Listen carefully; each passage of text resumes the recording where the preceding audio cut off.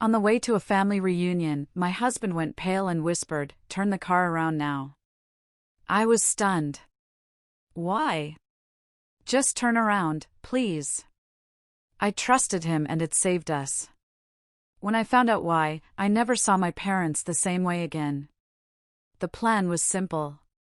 Leave early, snacks in the back seat, coffee up front, drive a few hours, cross into Canada, hug some people I haven't seen in a while, and pretend to enjoy potato salad. It was going to be normal. Borderline boring, which was honestly the goal. I was driving. I always do, mostly because I hate how my husband brakes at the last possible second, and also because motion sickness is one of my many talents.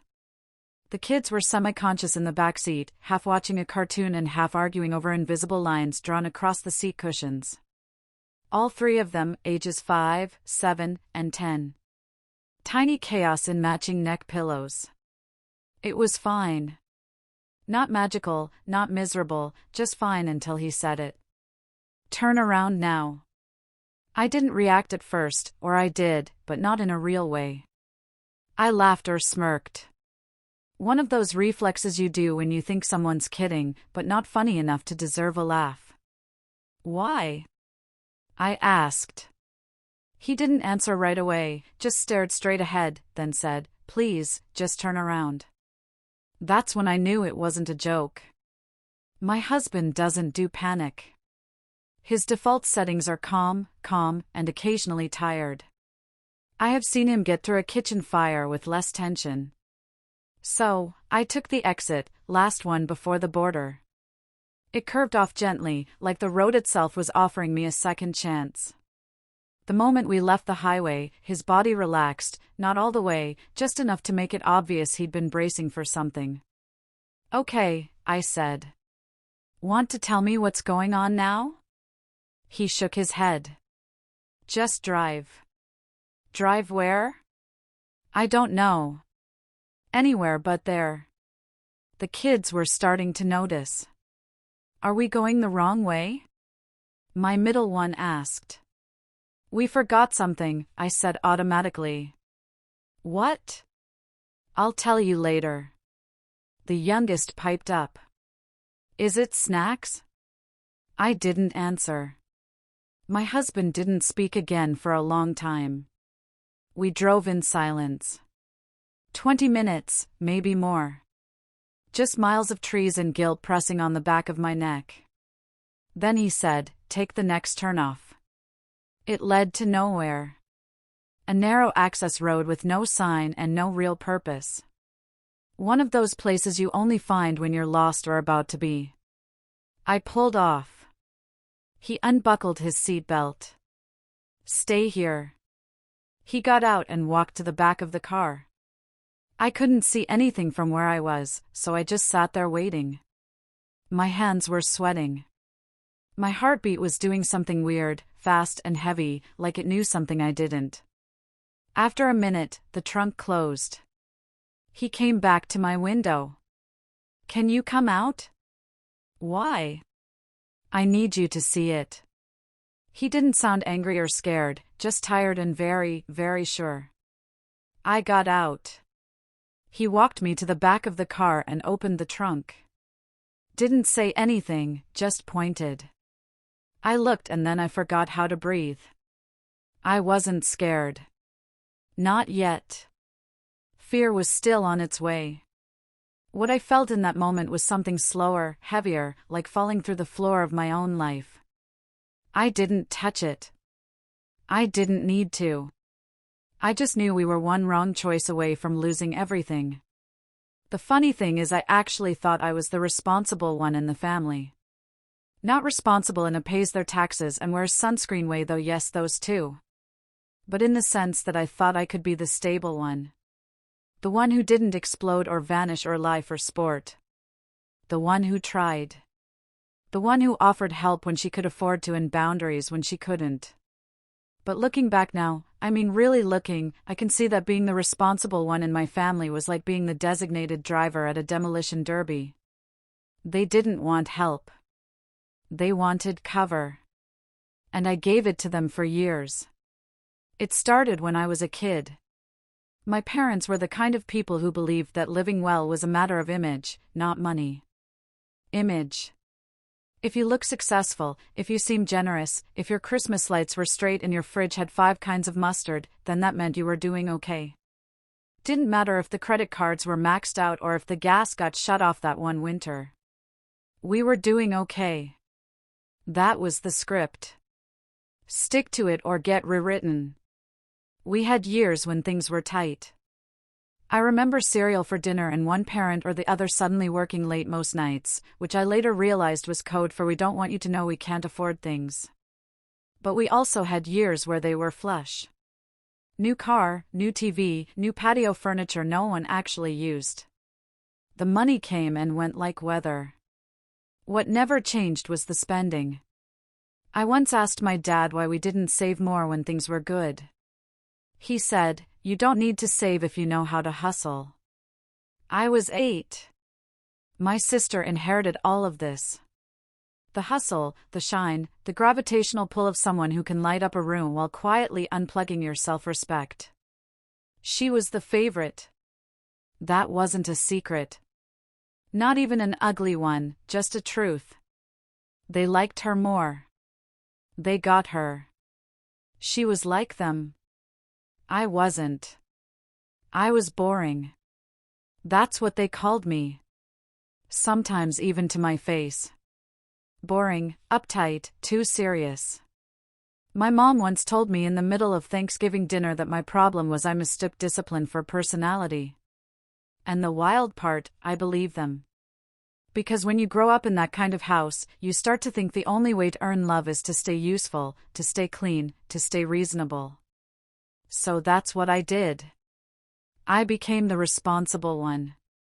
They'd call when they needed help navigating insurance claims or school applications. Or when my sister lost another job and someone needed to bridge the gap, I gave what I could. Not too much. Just enough to keep things from falling apart. Just enough to not be the bad guy. Even when they made it hurt, even when they framed every no as selfishness, still I gave because they were my parents, because it felt easier than the alternative. Then the ass changed. This was maybe 4 months before the trip. My sister's son, my nephew, was struggling in school. Bullied, they said, not fitting in, anxious, withdrawn. They'd had him evaluated, and apparently some therapist recommended a smaller environment. There was a private school they'd found, very exclusive, very expensive, and in their words, life-changing. They couldn't afford it, obviously, but they'd managed to get him conditionally accepted if they put down a deposit. They just needed help, just a little bit, just to lock it in. They'd pay me back, of course. My stomach sank the moment the words came out of their mouths. It wasn't that I didn't care. I did. That's the worst part. I like the kid. I wanted good things for him. But I also knew this pattern. I knew how it started and I knew how it ended. I said, no. I said it gently, like you'd say it to someone holding a glass knife. I can't pay for private school. I have 3 kids of my own. We don't do private school. I'm sorry. They didn't yell. They just went quiet, cold. My mom said, "Of course, I forgot. You have rules." And then we didn't speak for a while until the reunion came up. Suddenly, everything was cheerful again. They were thrilled to see us. They'd figured things out. The school, the reunion, the drive. It was all working out. I didn't ask how. I told myself it wasn't my business. They asked if we'd be willing to take an extra bag in our car. Their car was too full and we had the SUV. Sure, I said. Just let me know. That was a few days before the trip. Then the morning we were leaving, as we were packing up, my dad handed me the red Duff. "Won't fit in ours," he said. "Just this one." I took it without thinking. Just tossed it in with our luggage and the kids' backpacks and a cooler full of juice boxes. Didn't even unzip it. Didn't wonder why they were so relaxed all of a sudden. Didn't stop to ask why the people who were struggling to pay for school, groceries, gas, and who guilt-tripped me for not helping were suddenly fine. They smiled as we backed out of the driveway, waved like they didn't have a care in the world. And I remember thinking just for a second, weird. They seemed really happy for once. I didn't think much of it at the time. Just another bag. Just another trip. Just another family mess I didn't want to get dragged into. Maybe I should have asked more questions. Maybe I was too naive. He didn't sound angry or scared, just tired and very, very sure. I need you to see it, he said. I got out. He led me to the back of the car and opened the trunk.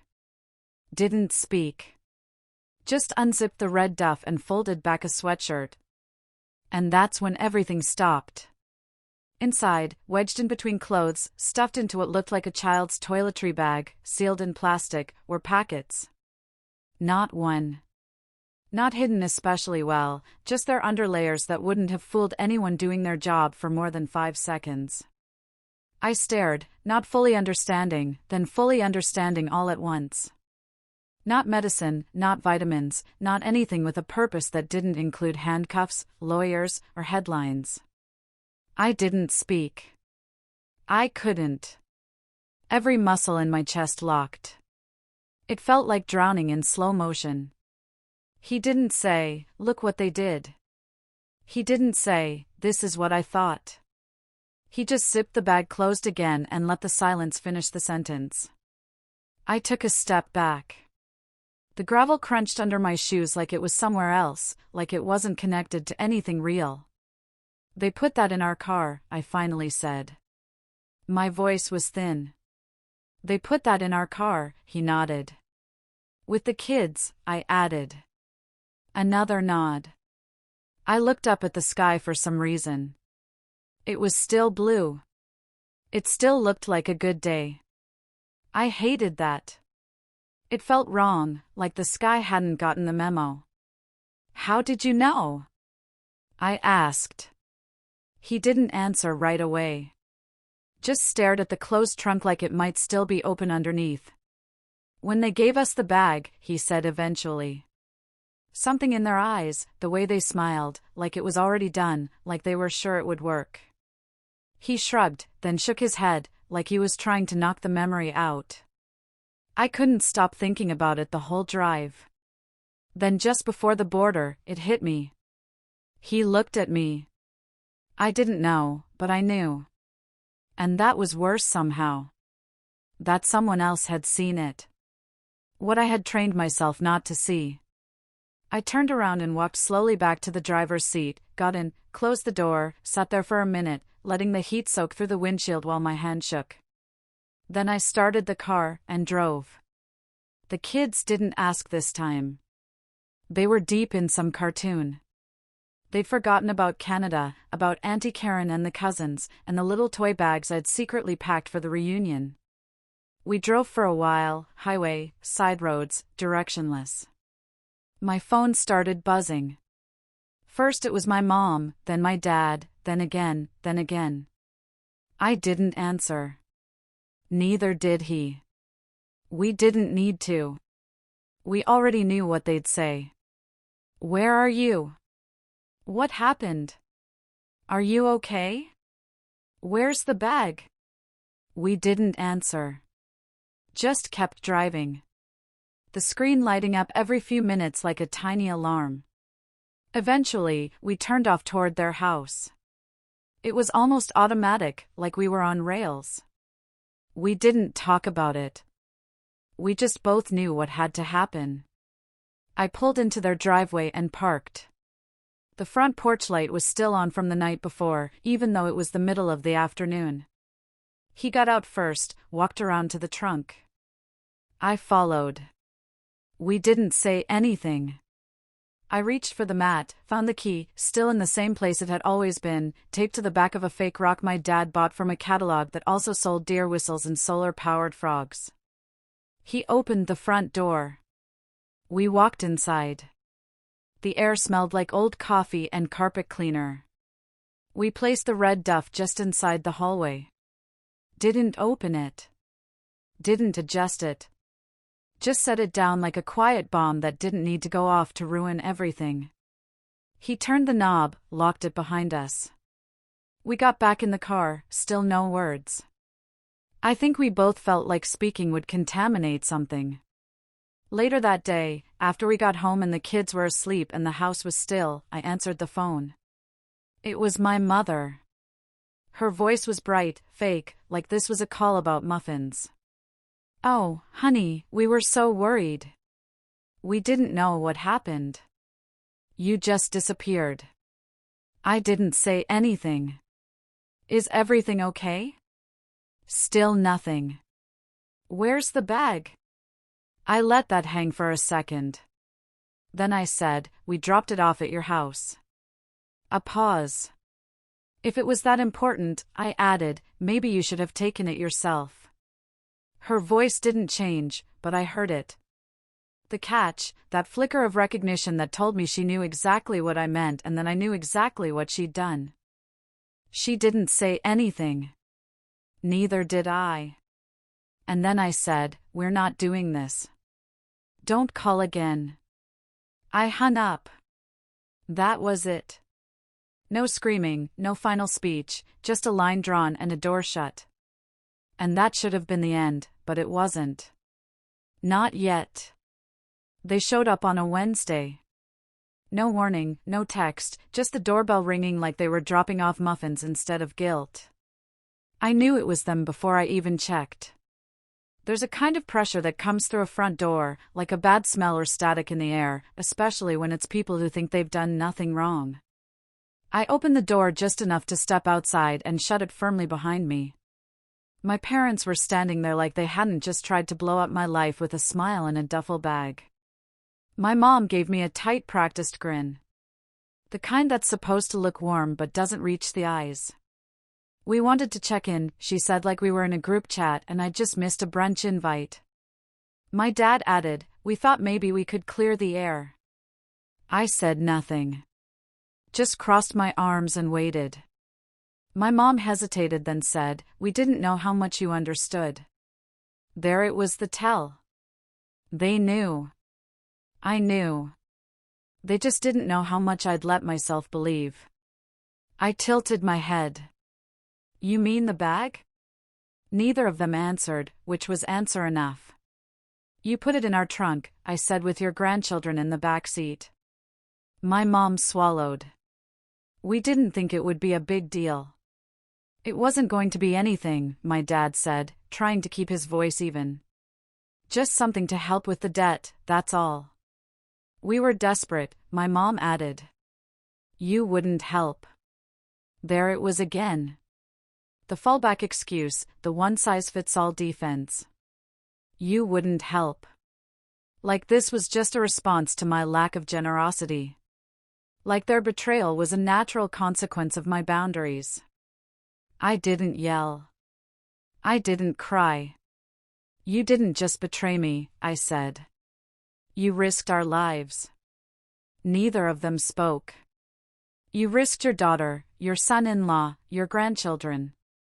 My dad shifted his weight. My mom blinked like she was trying to cry, but couldn't quite summon the tears. "We're done," I said. "Don't call. Don't come here. You don't get to see the kids. This is over." She opened her mouth. I could already hear it forming. The classic, "You're being dramatic," or "maybe you'll cool off." Instead, she just said, "You'll come around. You always do." I turned, walked back inside, and locked the door behind me. And for the first time in a long time, I didn't wonder if she was right. 3 days later, I showed up at the school to pick up the kids. They weren't there.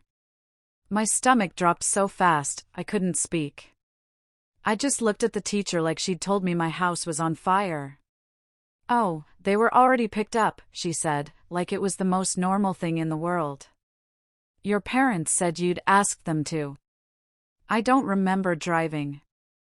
I remember being in the car, and I remember the sound of the engine, but I don't remember anything in between. They were at my parents' house. Of course, they were. Inside, it looked like a birthday party had detonated. Toys, candy, balloons, a whole Lego set that cost more than my grocery budget for the week. The kids were glowing sugar high, clutching new things, and laughing like this was Disneyland. My parents were acting like this was all fine. My mom was slicing cake. My dad was on the floor building something that beeped. It was surreal, like walking into a parallel universe where they were the kind of grandparents who cared more about giving than taking. Only they weren't. And this wasn't love. This was strategy, emotional bribery, weaponized affection. They'd never spoiled the kids before. Not like this. Not ever. But suddenly, after we cut them off, suddenly there's Santa Claus with a debit card. I stood there for a second trying to remember what it felt like to give someone the benefit of the doubt. I couldn't. "We're leaving," I said. The kids whined. "But why?" Grandma said. "We're leaving now." They didn't understand. Of course they didn't. How could they? They were being told yes by people who'd spent their lives saying no. And they liked it. It was easy to like. "Can we keep the toys?" One of them asked, clutching a stuffed bear like it held answers. I hesitated just for a second. Then I said yes because taking the toys away would make me the villain. And I wasn't giving my parents that win. As we headed out, my mom called after me, singing and soft. "They'll come back to us. They always do." She said it like it was a fact. She said it like a promise. She said it like she still thought she could win. That night, I didn't wait for some magical sign or emotional breakdown. I just sat down on the bed, looked at my husband, and said, "We have to leave." He didn't ask why. He didn't need to. I don't want them near the kids, not at school, not at the grocery store, not down the block pretending to be harmless. He nodded slowly like he'd already been halfway to the same place. "You mentioned North Carolina before," I said. "Your company has an office there. Your parents live there." I wasn't ready then. I am now. He nodded again. "The transfer is still on the table." "Good." I said, "Let's take it." No drama, no hesitation, just the quiet decision to burn the bridge and never look back. I didn't need revenge. I needed distance and a clean start somewhere they couldn't reach us. Fast forward a few months later, we were in North Carolina. The mountains were beautiful. The air smelled like pine and fresh starts. The kids were in new schools. His parents, warm, grounded, Dramary, lived 20 minutes away and actually wanted to help. We didn't tell anyone where we went. We blocked numbers, disappeared, and not in the dramatic storming off to find yourself kind of way. In the we deserve peace kind of way. One day, my phone rang from an unknown number. I let it go to voicemail. Later, I listened. A cousin, one I barely spoke to.